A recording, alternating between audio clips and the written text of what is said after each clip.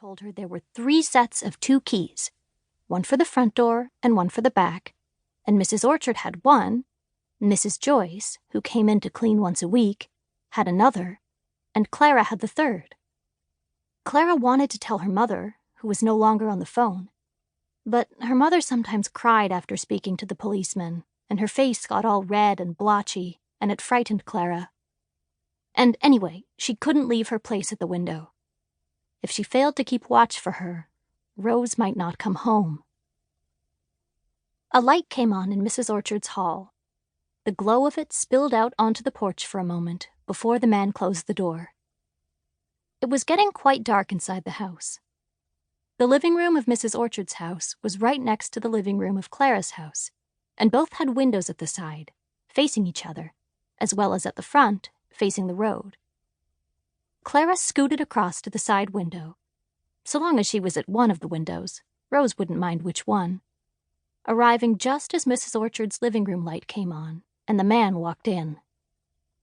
Clara could see everything that happened, and the first thing was that Moses, who'd been hiding under the sofa, he always hid there if anyone but Mrs. Orchard or Clara came into the house, shot across the room and out of the open door at the other end so fast that he disappeared before the man was fully through the doorway, so the man couldn't have seen him.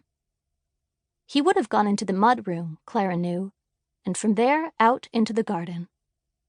The mud room had 3 doors, one to the living room, one to the kitchen, and one to the garden, and the garden door had a cat flap at the bottom. "He skedaddled," Mrs. Orchard would have said. She was the only person Clara had ever heard use the word skedaddle.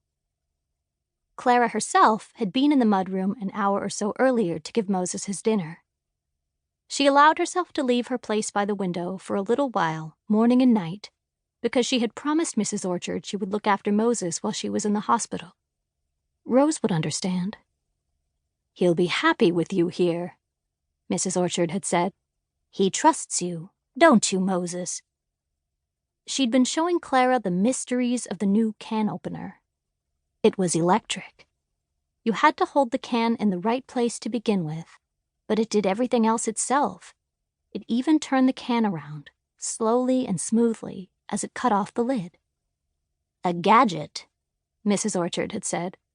"Mostly I don't hold with gadgets, but that old can opener isn't safe, and I don't want you cutting yourself."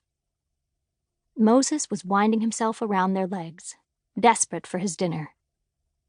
"You'd think we starved him," Mrs. Orchard said. "Now then, the can opener leaves the lid behind. Do you see? It's magnetic. Be careful not to touch the edges of the lid when you pull it off the magnet. You have to pull quite hard, and the edges are very sharp.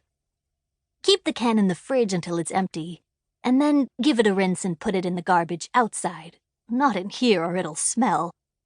Mrs. Joyce will deal with the garbage when she comes to clean. I've spoken to your mother, and she's happy for you to come in and feed him twice a day for the duration. I won't be away long." But she had been away long. She'd been away weeks and weeks. Clara had run out of cat food several times and had to ask her mother for money so that she could go and buy some more. This was before Rose disappeared, when everything was normal and Clara could go wherever she liked. She'd expected Mrs. Orchard to be more reliable and was disappointed in her. Adults in general were less reliable than they should be, in Clara's opinion, but she'd thought Mrs. Orchard was an exception. She could hear her mother moving about in the kitchen.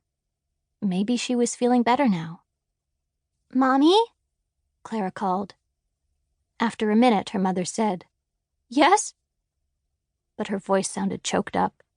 "Nothing," Clara called quickly. "It's okay." The man was moving around the house, switching lights on. Clara saw their pale shadows outside on the lawn. He didn't bother to switch them off when he left a room. If Clara or Rose had done that, their father would call, "Turn off the light." But now, Rose wasn't here. Nobody knew where she was. Clara's mother kept telling Clara that Rose was in Sudbury, or maybe North Bay, and she was fine. They just wanted her to come home, or phone,